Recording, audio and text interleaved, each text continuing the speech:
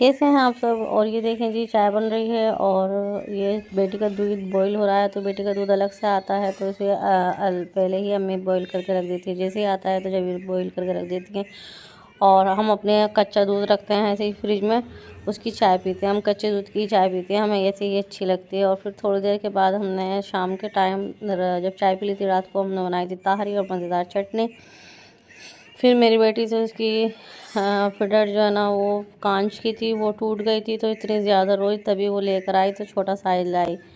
और इतनी ज़्यादा रोई क्योंकि उसे वो फीडर बहुत ज़्यादा पसंद थी। और बच्चा मैं देखती हूँ कि कोई भी बच्चा हो जो एक फीडर में पीता रहता है तो बस उसकी वो आदी हो जाता है और वो उसे ही पसंद करता है और बस उसके सिवा किसी फीडर में नहीं पीते बच्चे। ये देखें। और फिर बस मैं सामने जो मैं रहती हूँ वहाँ आ गई थी और मैं डायपर इधर भी रखती हूँ उधर भी रखती हूँ। और जब हम जाते हैं तो वहाँ पर कैंटीन है तो बेटी ज़रूर कुछ ना कुछ लेती ज़रूर है कि दिन भर कुछ भी खाती रहती है कुछ भी। लेकिन जब हम जाते हैं, जब उसे और चाहिए तो फिर लाते हैं उसे। और क्या वो खाए ना खाए लेकिन लेती ज़रूर है। और वो ये मोबाइल लेकर आई थी, बस मुझसे कहा मम्मा ये आपके लिए है। ठीक है, बच्चों की ऐसी मर्ज़ी होती है। और फिर थोड़ी देर के बाद ये देखिए, मैंने जैसे ही दूध बॉईल करने के लिए रखा तो मेरे साथ एक हादसा गुजरा। और ये जैसे मैंने दूध बॉईल किया तो यकीन मानिए, कांच, गैस का जो कांच होता है, ये शीशा जो होता है, सारा चूर चूर हो गया। और कांच के इतने ढेर सारे टुकड़े हो गए थे, कोई भी कहीं से भी ये बिल्कुल मतलब सही नहीं था। सारे कांच बिल्कुल टूट कर रेजा रेजा हो गए थे। ये देखें, बिल्कुल ये टूट चुका है।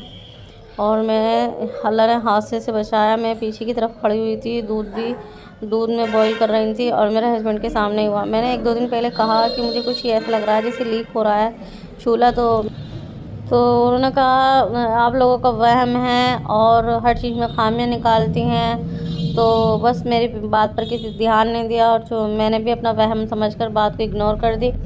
और शायद वो लीक हो रहा था फिर। और उसके बाद बस मैं तो इतनी शॉक्ड हो गई थी कि मुझे अब चूल्हे पे काम करते हुए भी डर लग रहा था। तो फिर सुबह में बस कोई नाश्ता तो था नहीं, क्योंकि मैं बस मुझे सुबह सब्ज़ी पूरी मंगा कर मुझे ला कर दी थी कि आप ये खा लें, इतने घर जाकर जो है ना चाय वगैरह पी लेना।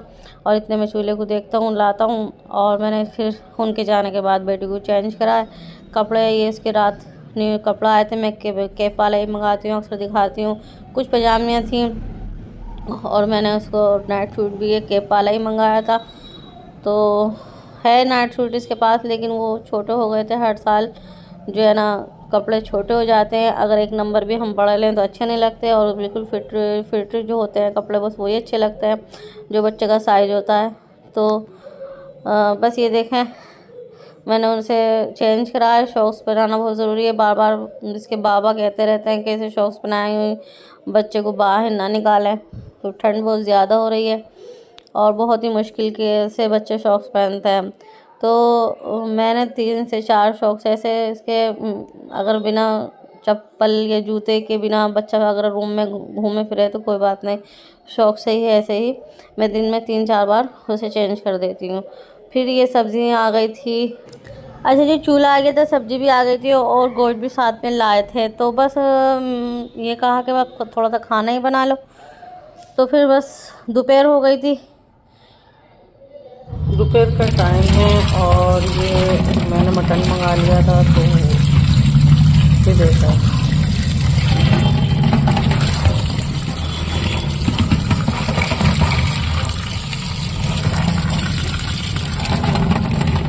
तो 2 बंदों में क्या पकाना क्या खाना और खा देती हूँ। तो आजकल वो सब्ज़ी वगैरह खा रहे हैं और ये मैंने मंगाए थे तो इसे अभी मैं भून कर दूँगी, फ्राई करूँगी। तो जी बस ये हरा धनिया है, हरी मिर्चें हैं और बहुत सिंपल तरीके से शोरबा वाला जो होता है ना कि वो बना। और देखें, अभी तक भी धूप नहीं निकली है। अजान हो गई है लेकिन धूप नहीं निकली। अजान हो गई है लेकिन धूप नहीं निकली। तो ये देखें,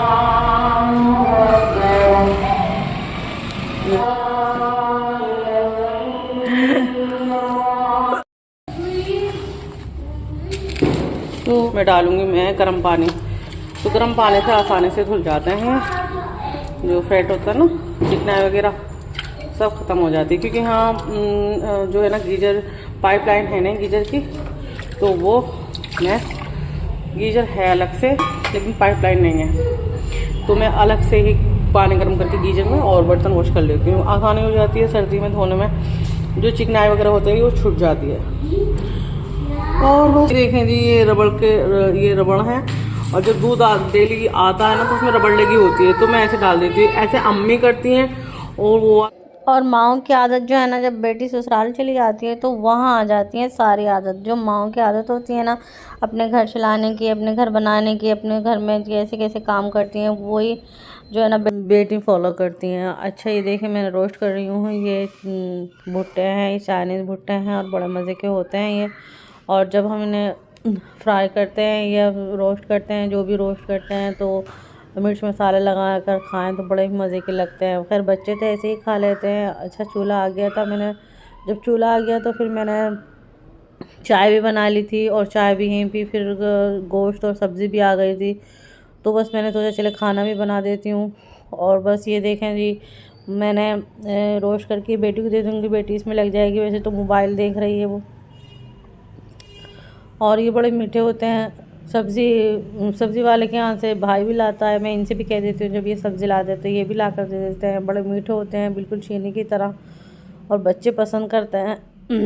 बड़ों को भी पसंद इतने आते हैं ये, जिसको भी दे वो इनकार करता ही नहीं है। और खाने के बाद फिर दूसरी बार भी मांगते हैं कि और है, बड़े मीठे हैं। और इन्हें शायद चाइनीज़ बोलते हैं।